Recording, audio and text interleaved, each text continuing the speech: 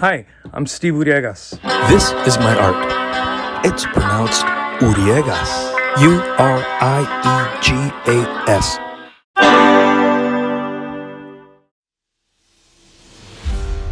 I once worked at Sound Warehouse, an old music store that used to exist. However, I didn't work in one of the stores. Instead, I worked in the actual warehouse, where we'd ship store displays or point-of-sale advertisements, promotional items, and anything relating to the store, except the records, tapes, and CDs. So I once saw this very sturdy piece of cardboard the size of a door they were going to throw away. It had some hot pink graphic on it, but the back was completely white with no wax finish.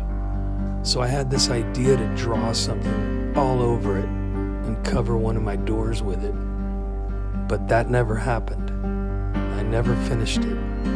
But as you can see, I was on my way. But I got distracted somewhere and never came back to it.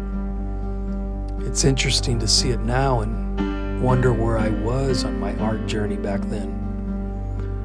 I was most certainly on an identity hunt, and I knew it was time to challenge my ideas.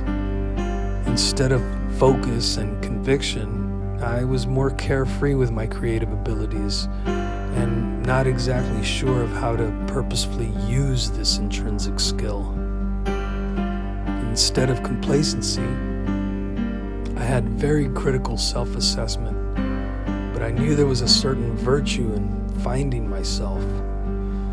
Overcoming self-doubt is a major part of growing up and was one of my biggest challenges, with constant, intense feelings of inner conflict, emotional highs and lows, feeling socially isolated and unworthy. Insecurities were omnipresent and rife. That might be the reason for the content. It's very dark.